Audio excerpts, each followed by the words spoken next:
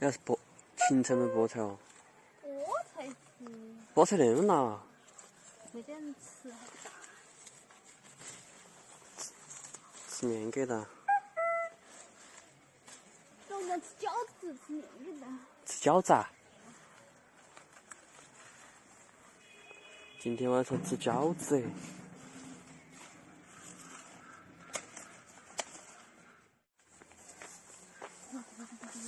看到妈来了，直接追就去了。哎呀，喂鸡哥哥了。哦，那只鸡掰一掰的掰起去。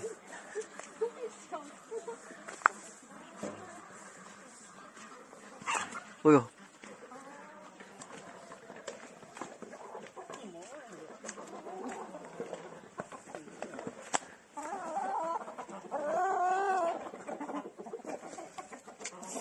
吃鸡嘛，还是杀两个来吃噻？杀嘛！得喂到这么个。杀两个鸡，杀两个鸭子。回去吃搞算了呀。要得。那嘞还杀两个，你只要两个的吧？嗯。两个嘛，这个有两个，把那个大的吃了个。哦，又喊杀鸡哦。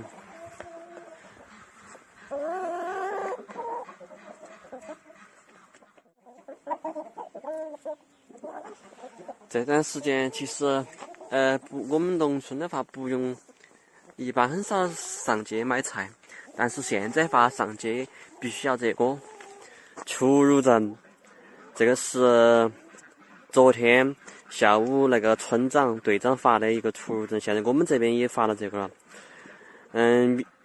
居民出行，实行一户一证，妥善保管。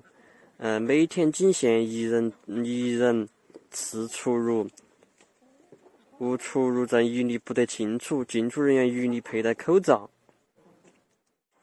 其实前段时间看到很多朋友发了这个出入证这个证，很多地方其实早就在实行这个出入证的一个管理。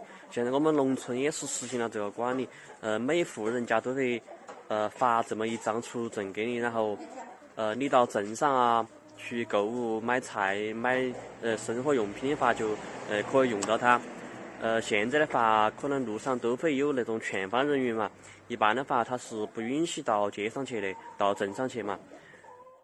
现在这个时期呢，其实一家人一个人每天出去吃基本上够了，因为你就是买些生活必需品嘛，其他你不能乱逛，不能串门，不能上街，不能等，只能购买生活用品。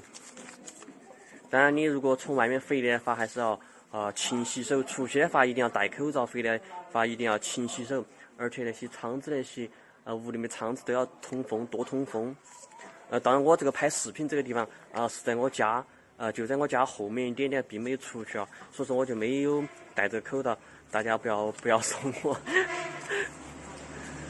好了，今天视频就到这了，祝大家能够平平安安。